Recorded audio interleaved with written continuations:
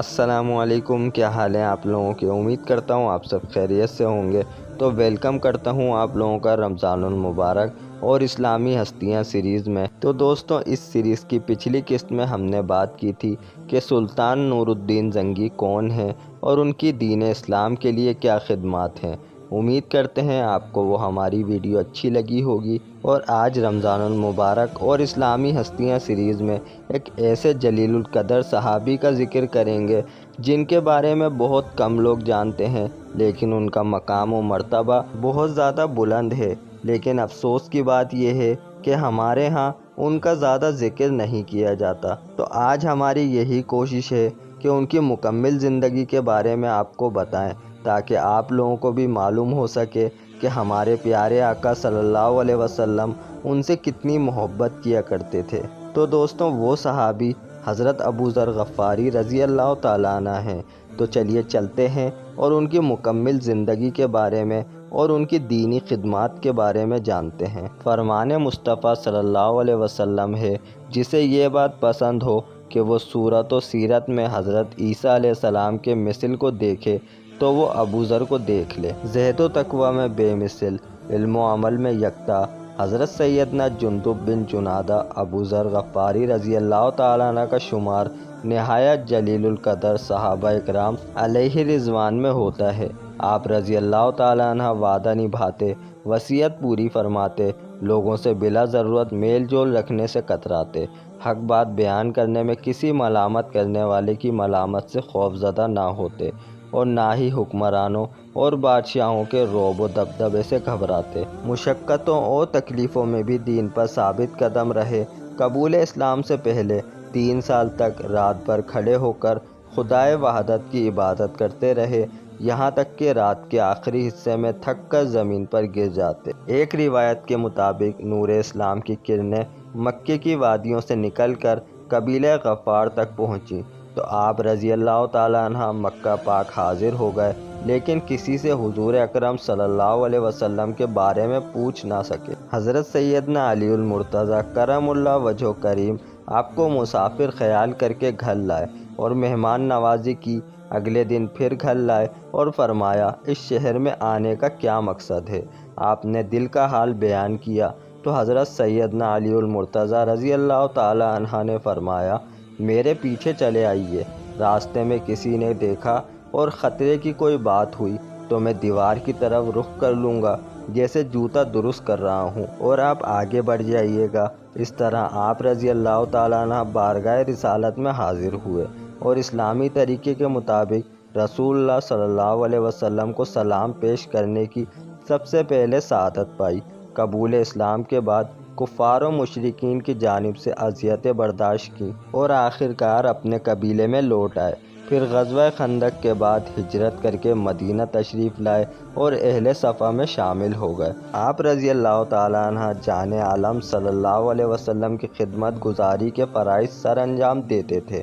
فارغ ہوتے تو مسجد میں آ جاتے اور یہیں آرام کرتے۔ رسول اللہ صلی اللہ علیہ وسلم سے ملاقات کا شرف پاتے تو سید عالم صلی اللہ علیہ وسلم آپ سے مصافحہ ضرور فرماتے۔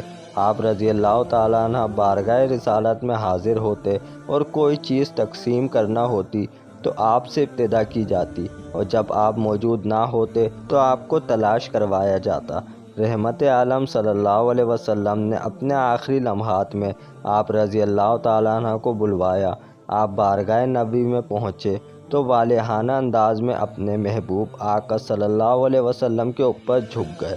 سید عالم صلی اللہ علیہ وسلم نے بھی آپ کا ہاتھ اپنے جسم اطہر کے ساتھ چمٹا لیا۔ ایک مرتبہ آپ رضی اللہ تعالیٰ عنہ کے ایک غلام نے آپ کی بکری کی ٹانگ توڑ دی۔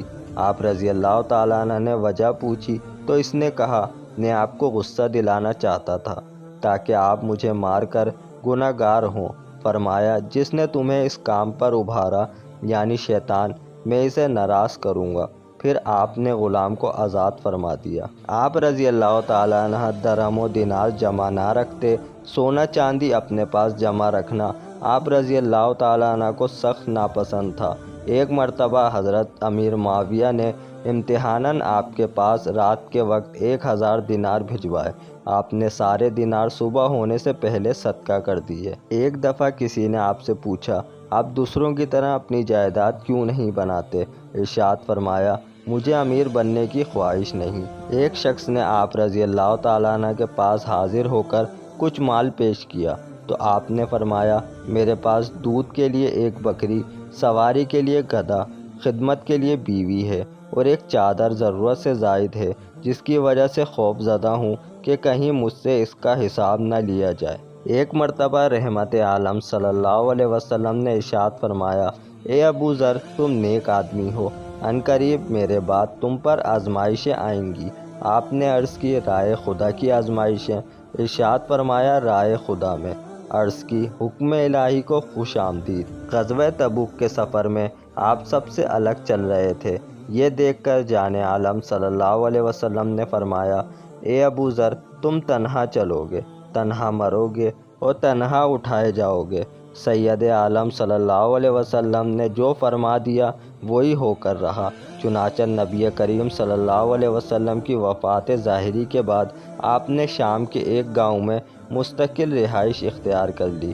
پھر حضرت سیدنا عثمان غنی رضی اللہ تعالیٰ عنہ کے دور خلافت میں دمشق چلے آئے اور وعظ و نصیحت کا سلسلہ جاری رکھا۔ زندگی کے آخری ایام مدینہ کے گرد و نواح میں موجود مقام ریضہ میں گزارے۔ حضرت سیدنا ابو ذر غفاری رضی اللہ تعالیٰ عنہ کا وصال مبارک سن 32 ہجری میں ہوا۔